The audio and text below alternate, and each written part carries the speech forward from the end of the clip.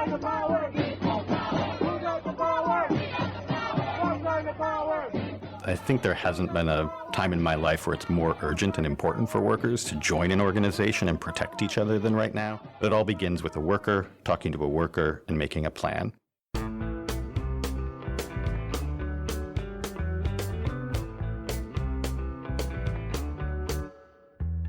Hello and welcome to Collective Voices, a podcast from the International Trade Union Confederation. I am Stefania Cârlea, and in this first series of 8 episodes, which we are calling Back to Basics, we are going to explore the fundamental trade union concepts, such as the different workers' rights, why is it important to join a union, what have unions achieved through their history, and why they are still essential in today's world. And what better way to get started than by asking the big question, why join a union? In order to answer it, I am joined by the Director of Organising here at the ITUC, Todd Brogan. Welcome, Todd. Thanks for having me, Stefania. It's great to have you here today. So, Todd, let's just dive in. Why do you think people should join a union? To put it simply, no matter what you do or where you live in the world, your life will be better if you're in a union. You'll make more money, you'll be listened to more, you'll find greater meaning in your work. Most people in the world don't have any choice when it comes to what job they do or how they do it. It's work and survive, or don't and die. And you might be abused or exploited, but you have no say, really, which is problematic when you think about workers living in a country that claims to be democratic. We almost never hear about how, in most jobs, democracy stops at the workplace door. Your employer, your boss, controls almost everything you do while you're awake. And so with a union, you and your coworkers, I think, have a chance to bring a bit of democracy into the equation. And if you're strong together and you take collective action, you can actually change a lot. Like, you can influence the way your boss behaves. You can help set the wages that you're paid. You can, mediate a bit the level of danger you're expected to face. You actually have the power to negotiate these things. There's also something labor academics call the union wage premium. It's the pay gap between union and non-union workers. And depending on where you live and what sector, et cetera, it can be 6% more, or it can be as high as 30% more in some places. And when you look around, we're in a global cost of living crisis, and all of the things you actually need to survive, it's housing or food or healthcare, they're all getting too expensive. And so that extra money in your pocket that you get when you are a member of a union is a life-changing difference. Like, my dad was a union postal worker. He was a high school graduate, and he became a postal worker when he was like 29 years old. And he did that job for the next 40 years.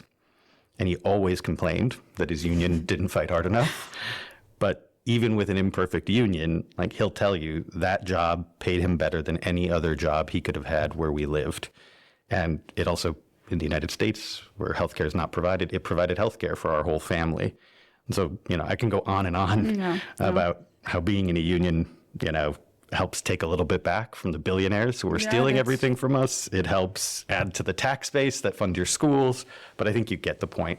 The numbers speak for themselves. Yeah, it's a very strong case for union membership. And actually, history backs it up, right? Unions have shaped so many of the rights we have today, and most people are not even aware of it. For example, the 8-hour workday or maternity leave, they all started as union victories. Mm-hmm. And they were all achieved through collective action, as you mentioned.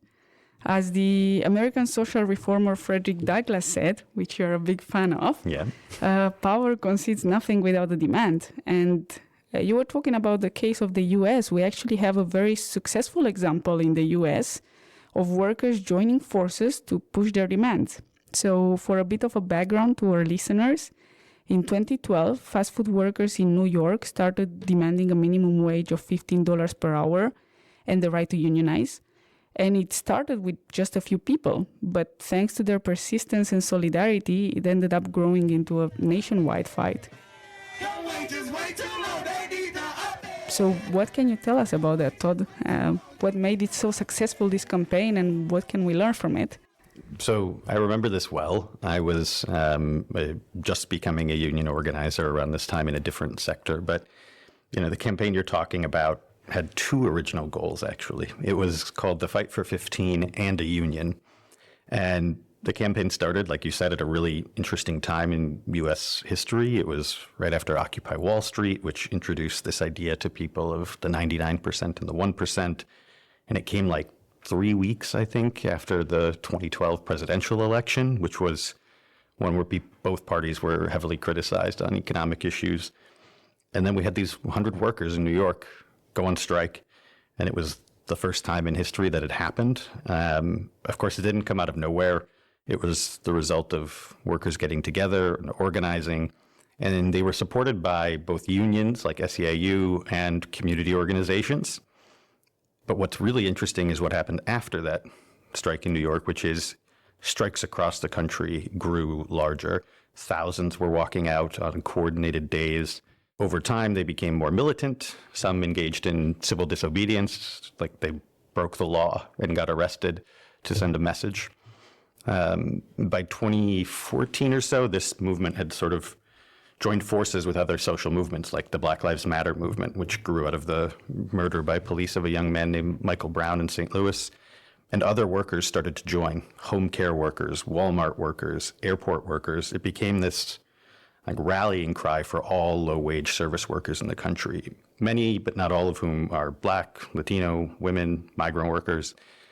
And then Seattle became the first big city in America to raise the wage to $15 an hour. And after that, more cities followed suit. So it really did spark this big, broad-based movement and represent, I think, for a lot of workers, the first taste of democracy at work. They actually had some power together. And it made it okay for a lot of Americans to talk about wages, to talk about pay. And, millions of workers did see their wages increase and go higher as a result of the legislation passed in cities and states. But I wouldn't be a good organizer if I didn't point out a few things, which is, today in the United States, the minimum wage is still $7.25 at the federal level. Only 7 states have adopted a statewide minimum wage of $15 an hour. And already inflation has surpassed the demand. So today you would need $20 or $25 an hour to buy what 15 did then. And the reason I bring this up is not, I think the organizers and the strategy probably made sense for the time, but today the vast majority of fast food workers in the U.S., even those who may have won that higher wage, still have no union. And that means they have no sustained democratic power. And that makes it really hard to raise the wage again. And we have another example just this year from fast food workers in another country, smaller country, Barbados, where KFC workers there organized in their union. They ran a blockbuster campaign, grabbed the attention of national media, got the attention of the prime minister, and they just secured an agreement where they not only raised their wages, but also corrected a bunch of other bad behavior by the boss. And because they're in a union, they can keep building on what they've won for the next time. That's great. That's a really strong case for union membership, for sure. And actually what you're mentioning about democracy at work, it brings us to the bigger idea. This is it's something that is central to trade unionism, democracy. And when we talk about democracy as such, a lot of people think about elections or politics, but it's so much more than that. Actually, most adults, we are spending the majority of our time at work. Mm-hmm. So if we don't have a voice there, can we say that we have full democratic rights? Yeah. Let's take a simple example so our audience can put themselves in our shoes. Imagine you're working in a company where shifts are constantly changed. You're given back-to-back shifts without enough rest in between. If you go to the manager alone and you complain, chances are nothing is going to change. But if you talk to your colleagues, you stand together, you unionize, suddenly you have more power, right? And that's what unions do.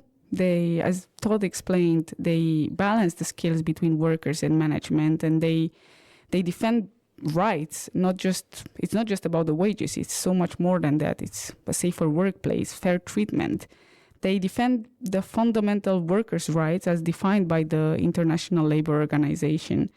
In this series, we are going to talk about all of these rights, for example, freedom of association and collective bargaining, the elimination of forced labor.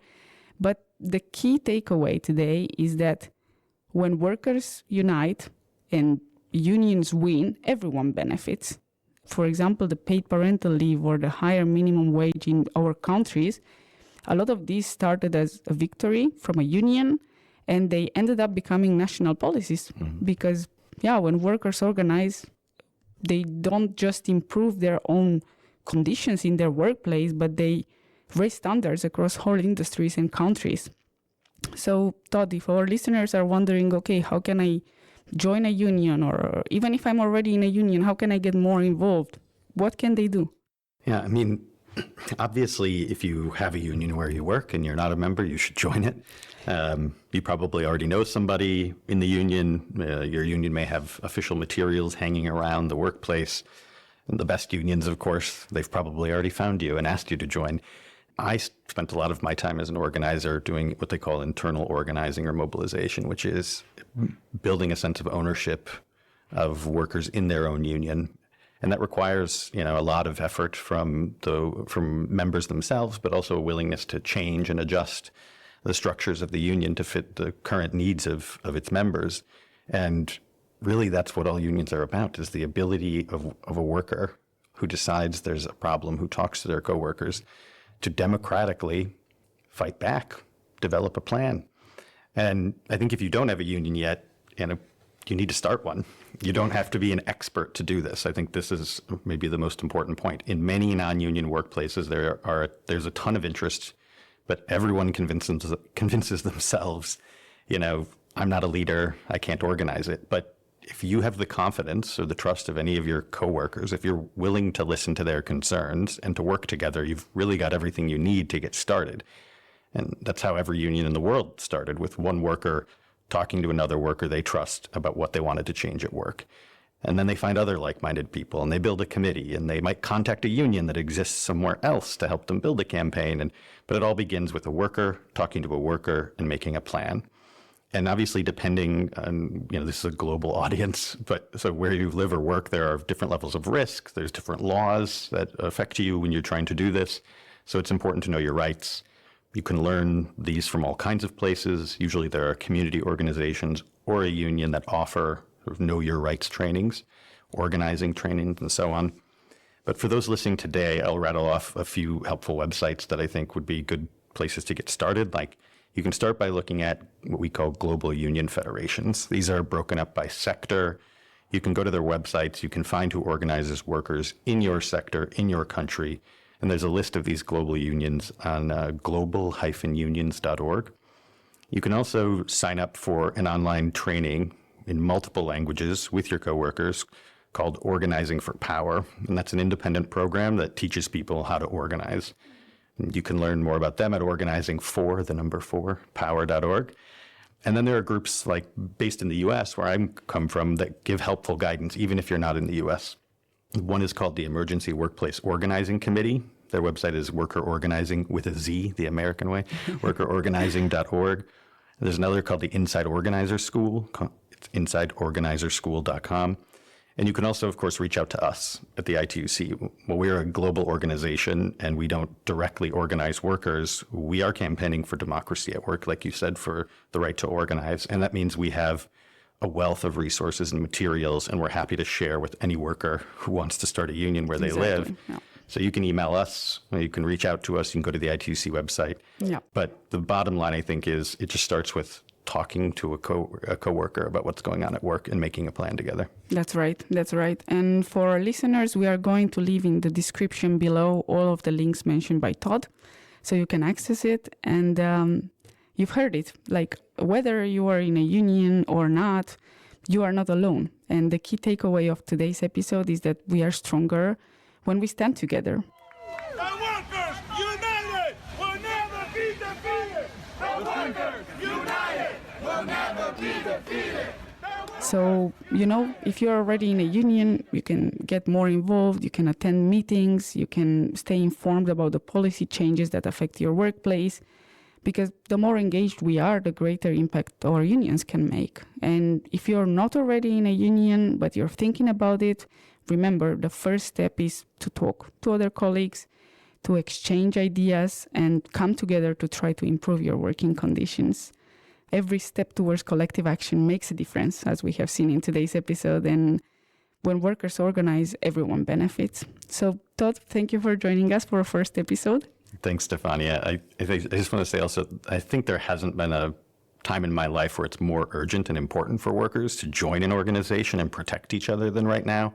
So I'm really grateful that you all decided to focus on how they can get started joining a union. That's true. That's true. Thank you. And thank you to our listeners for being here today. This is just the beginning of our journey into the power of unions.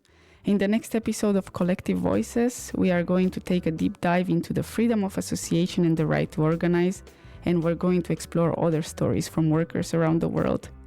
If you found this conversation helpful, please subscribe, share this episode, and stay connected for more insights on how we can shape a just future through collective action. Thank you.